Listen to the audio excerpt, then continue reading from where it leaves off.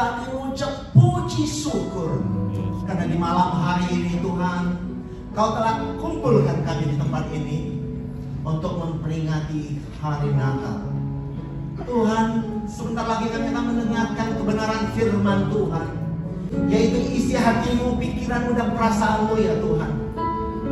Tuhan, kami percaya Engkau memberikan kami seperti tanah yang subur, yang siap ditaburi firman.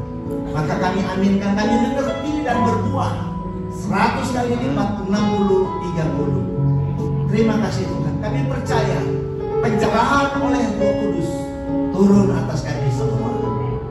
Terpuji nama-Mu. Bagi kita yang siap mendengarkan kebenaran firman Tuhan, mari sama-sama kita katakan amin. Salam, salam. Beri kemuliaan bagi Tuhan. Silakan duduk Bapak Ibu Saudaraku. Pertama sekali tentunya saya mengucapkan puji syukur, ya, berterima kasih kepada Bapak Ibu Saudara semua, tim Full Gospel, ya, FGB Man, Sumbagut, ya, regional Sumbagut, melalui Bapak Paulus Rianta mendaulat saya untuk datang ke Medan, ya, untuk sharingkan kebenaran firman Tuhan di hari Natal ini. Saudara, kalau kita pahami di dalam kehidupan kita, peringatan hari lahir yang terbesar di dunia ini tidak lain adalah hari Natal. Betul? Nah, waktu saya teringat, waktu saya sekolah di Amerika, waktu itu maka saya masih kapten. Saya sekolah di Amerika, waktu itu di Naval Postgraduate School di Amerika. Semua tentara dari seluruh dunia sekolah di sana. Ada yang ambil doktor, ada yang ambil master degree. Saya punya teman, orang M, dari Turki, tentara Turki. Dia berkata kepada saya, waktu itu pas hari Natal dia bercerita, Pak Girsang, dia bilang gitu ya, kami, walaupun kami M, dia bilang ya, di rumah kami setiap Natal itu ada pohon Natal dan kami bersuka cita. Bayangkan ya, kami bersuka cita menghidupkan pohon Natal. Dia bilang gitu. Wow, saya berpikir gitu. Wow, sangat berbeda dengan di Indonesia, ya kan? Ya kan? Di Indonesia beda, tapi di sana mereka bahagia. Luar biasa. Beri kemuliaan bagi Tuhan. Ya.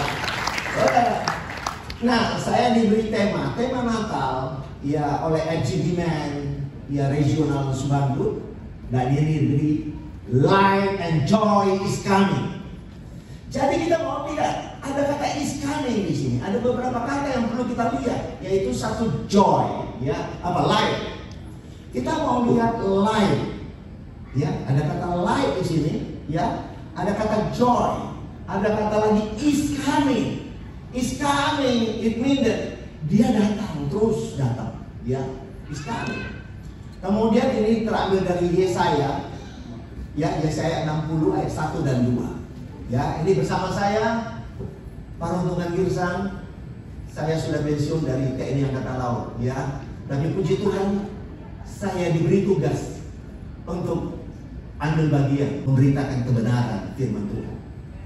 Baiklah, kita mulai, ya, saudara, santai saja walaupun saya pakai slide supaya kita arahnya tepat. Silakan the next slide. Saudara, mari kita melakukan perenungan terhadap ayat ini, saudara. Ayat ini, ya. Di sini sangat jelas dikatakan dalam bahasa Inggrisnya, ya. Yesaya 60 ayat 1 sampai 2. Arise, shine, for your light has come. Tadi di sana ada is coming, tapi di sini dikatakan has come, telah datang, ya, telah datang. And then, and the glory of the Lord is risen upon you, ya kan? And then dia katakan lagi, for behold, the darkness shall cover the earth, and the deep darkness the people. But the Lord will arise over you, and His glory will be seen upon you. Jadi saudara, ada kata dari teman-teman di sini, is coming, but in the real dikatakan di sana has come, telah datang. Mengapa? Nah, kitab Yesaya diperkatakan 700 tahun sebelum Yesus turun di bumi. Tapi sudah dikatakan has come, telah datang.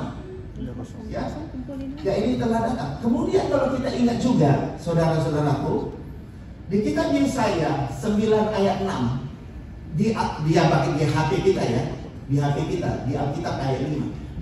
Di sana dikatakan apa?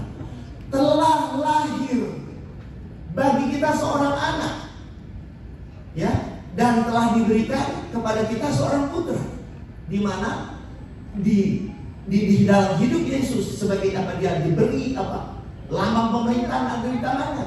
Namanya disebut orang penasihat ajaib, ya, Allah yang perkasa, Bapa yang kekal, Raja damai. Jadi ada 4 sebutan yang sangat dahsyat yang diberikan kepada seorang yang namanya Yesus Kristus. Ya, ada 4 sebutan.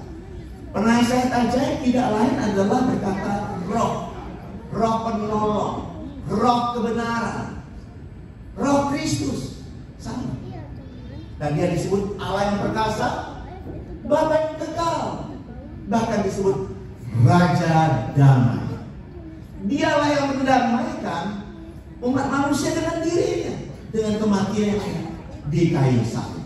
Jadi Tuhan kita sangat komplit, ya, luar biasa. So, Bapak Ibu, tidak heran kenapa dikatakan has come, telah datang, ya. Nah, makanya kalau dibaca di sini, ya, saudaraku, di ayat ini, di 1 Petrus 1 ayat 20 dikatakan, sebelum dunia ada, Ia telah dipilih, dan oleh karena kamu, nah dia berkata kepada orang Yahudi pada saat itu, oleh karena kamulah Yesus turun ke bumi di zaman akhir.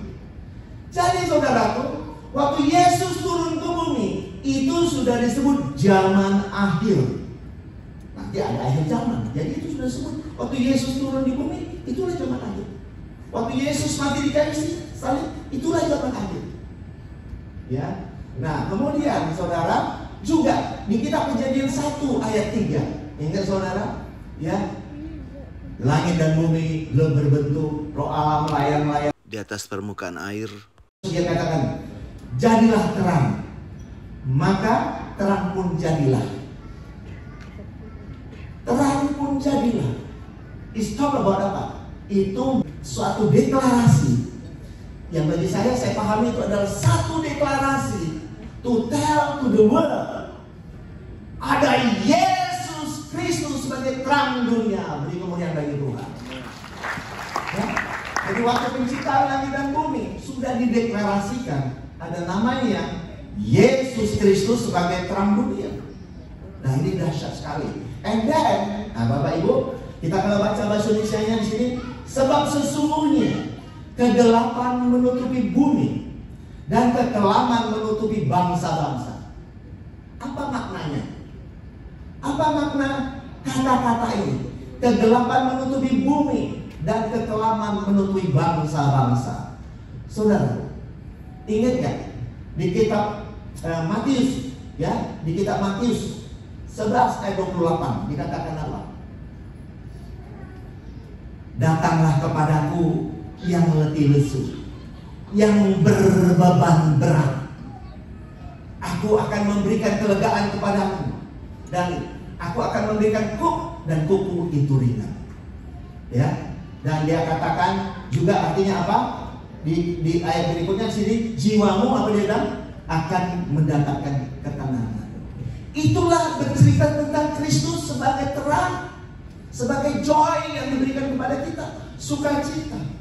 Di mana, ingat saudaraku, Bapak Ibu sekalian, yang tadi dikatakan kekelaman itu bercerita apa? Bercerita orang di zaman itu. Pada waktu itu, orang-orang Yahudi benar-benar berbeban berat. Kekelaman menutupi mereka. Kenapa? Ada 613 peraturan dari hukum Taurat, do and don't, yang harus mereka lakukan, ya, dan kalau satu gagal dari hukum Taurat, maka gagallah semuanya. Maka inilah yang dikatakan mereka itu letih lesu, kekelaman menutupi mereka, karena tak seorang pun di bumi ini bisa melakukan hukum Taurat dengan sempurna kecuali Yesus Kristus Tuhan. Ada amin? Maka Yesus dalam kematiannya, dia telah menggenapkan hukum Taurat. Maka kita hidup di dalam kasih karunia, di dalam terang Kristus itu, di dalam sukacita itu. Begitulah Tuhan sayang kepada saudara dan saya. Jadi, saudara, the next slide. Nah, kita lihat lagi lebih dalam di sini, saudara.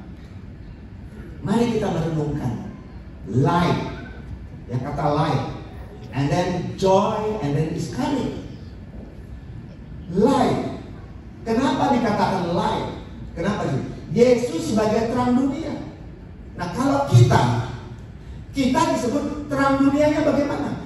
Terang Kristus ada di dalam saudara dan saya. Ada nih? Terang Kristus. Karena ingat Yohanes 15 ayat 5 katakan, akulah pokok anggur, engkaulah carang-carangnya. Kalau engkau ada di dalam aku ada di dalam engkau, engkau berbuah banyak. Di luar aku, engkau tidak bisa berbuat apa-apa. Betul? And then, Bapak Ibu, katakan di 2 Korintus 13 ayat 5 dikatakan, ujilah dirimu. Apakah engkau tidak tegak dalam iman? Selidikilah dirimu. Apakah Kristus Yesus ada tidak dalam dirimu? If not, bila tidak ada, engkau tidak tahan uji. In English they say that if Christ is not in you, you are disqualified at all. Kita tidak ada apa-apanya. Tanpa Kristus kita tidak ada apa-apa. So, saudara, hari ini, malam ini kita belajar sesuatu yang sangat-sangat berharga di dalam kehidupan kita. So, selagi kita masih memiliki nafas kehidupan, saya mau katakan, be happy in your life. That's why Demus Zakarian say apa? Salam bagi orang apa? Yang terbahagia di dunia. The happiest people on earth. Jadi kita ini adalah orang-orang yang terbahagia di dunia. So, kalau ada orang di antara kita tidak merasa hidupnya terbahagia di bumi ini, maka kita yang rugi. Jiwa kita artinya apa? Tidak menangkap kebenaran. Waktu jiwa kita, pikiran kita, we would like to renew our mindset, ya, our mind. Open your heart, open your mind tentang kebenaran. Maka we will kita will be happy in your life. Dalam keluarga, dalam kehidupan, baik di kantor kita, di marketplace, kita harus menikmati terang Kristus. Kita ada sukacita di dalam kehidupan saudara dan saya. Inilah kasih karunia itu. Inilah berkat-berkat rohani yang harus kita dapatkan di dalam Kristus ini. Ya, kemudian dikatakan, ya, di berikutnya dikatakan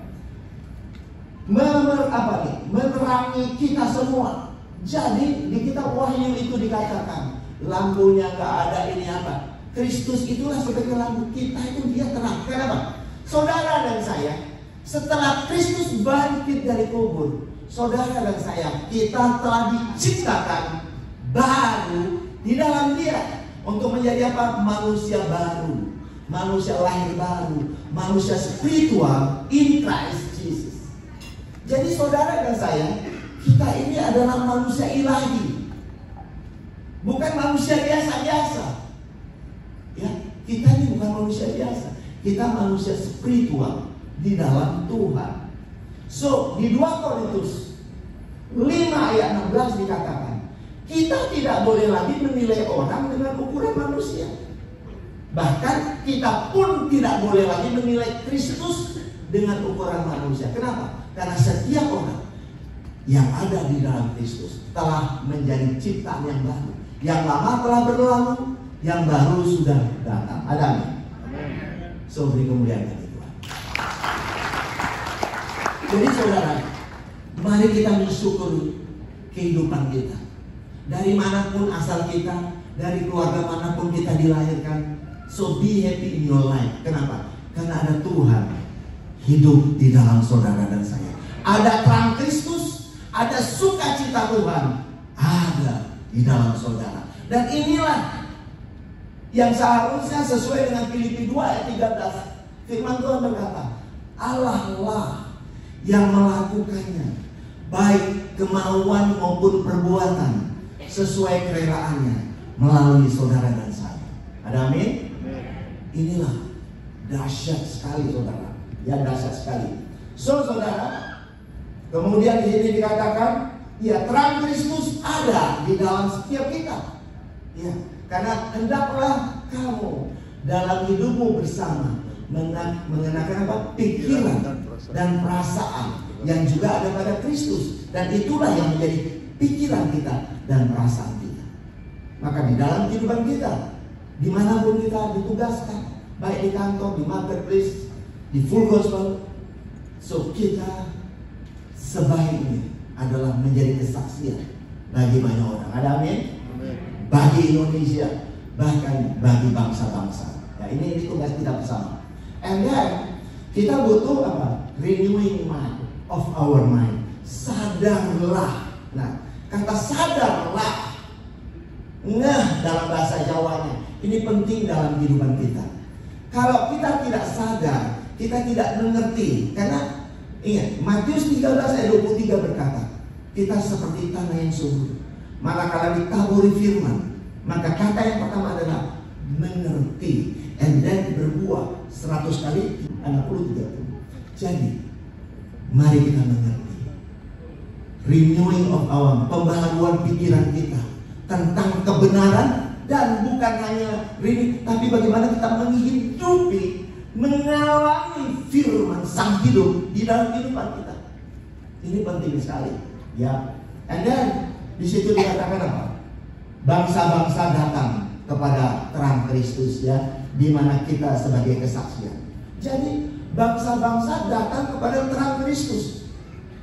Ya, dulu pun begitu, ya, bangsa-bangsa orang Majus ingatnya. Orang Majus datang kepada terang Kristus, sampai sang bintang itu aja dia datang. Jadi mari, ya, biar bangsa-bangsa datang kepada terang Kristus. And then berbicara joy. Joy, nah tidak salah kan, Demus Zakaria berkata apa? The happiest people on earth. Bahwa orang-orang full gospel adalah orang-orang terbahagia. Bukan hanya orang full gospel, semua yang menyebut dirinya anak Tuhan adalah orang terbahagia. Beri kemuliaan bagi Tuhan. Jadi kita dahsyat saudara, luar biasa, ya. Kemudian kenapa disebut kita joy, terbahagia? Kenapa? Ada kepastian keselamatan bagi kita dalam Kristus Yesus Tuhan. 1 Petrus 1 ayat 9 katakan, engkau telah mencapai tujuan imanmu, yaitu apa? Keselamatan jiwa. Jadi jiwa kita ini penting. Ingat, Tuhan memberikan apa? Memberikan free will, ya, kehendak bebas kepada setiap orang. Manakala frekuensi kita nyambung sama Tuhan, mengerti kebenarannya, maka jiwa kita diselamatkan di dalam Kristus Yesus sebagai terang dan sebagai joy di dalam kehidupan saudara, di tengah-tengah keluarga kita, di dalam komunitas kita bersama. Ya, luar biasa sekali saudaraku. Dan saudara, juga di kitab Wahyu 3 ayat 12 dikatakan, barang siapa menang, ya, barang siapa menang akan dijadikan apa? Soko guru di bait suci Allahku, dan tidak pernah keluar lagi dari situ, dan dia datang dari Allahku, dari surga, dan diberi nama yang baru, yaitu apa? Yerusalem baru. Jadi saudara, berbahagialah kita sudah ada di bait suci yang baru, yaitu di dalam tubuh Kristus, dan kita tidak pernah keluar dari situ. Dan nama kita yang baru disebut apa? Yerusalem baru. Inilah yang dikatakan di kitab Wahyu 21 ayat 2. Aku melihat kota yang kudus, yang Yerusalem baru, yang turun dari surga, dari Allahku, yang berhiaskan bagaikan mempelai perempuan untuk suaminya. Itu berbicara kita sebagai orang percaya. Ada amin? Bukan berbicara kota yang fisik, no. Ingat, Alkitab to tell about apa? Hal-hal yang spiritual. Alkitab adalah berita kabar gembira. Alkitab bercerita kabar keselamatan, kabar sukacita, dan menceritakan kita hal-hal yang spiritual. Sehingga di dalam kehidupan saudara dan saya, kita dipimpin oleh Roh. Ya, kita hidup oleh Roh dan dipimpin oleh Roh. Galatia 5:5 katakan demikian. And then, nah ingat saudaraku, kalau di zaman perjanjian lama orang melakukan banyak ritual-ritual ini dan itu dan ini. Tetapi ingat, Yohanes 4:24 katakan, sembahlah Allah dalam roh dan kebenaran. Itulah yang Tuhan mau, karena Allah itu roh.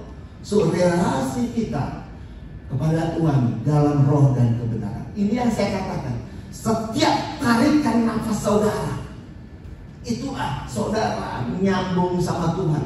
Frekuensinya tidak pernah terlepas. Sehingga apapun yang terjadi, if you have the relation ya dalam roh dan kebenaran, pasti hidup saudara akan damai, tenang, tentram. Pasti saya mau katakan, karena saya mengalami perubahan mindset in my mind. Paradigma saya berubah waktu saya mengerti kebenarannya. Ya, and then lanjut bro. Dah ini terakhir. Kalau terakhir senangnya Bapak Ibu. This is the last slide. So, mari ini ajakan bagi kita semua, kita bersama. First thing, be happy, joyful in your life bersama keluarga dan komunitas. IGB-nya, dimanapun saudara berada dalam komunitas, be happy, gembiralah dalam hidup saudara. Ya, jangan pernah bersusah hati. Kalau Anda bersusah hati, tambah susah hatinya. Rugi sendiri, ya. So jangan bersusah hati. Kemudian Anda apa? Benar mengalami, menghidupi, menikmati sebagai orang terbahagia di dunia.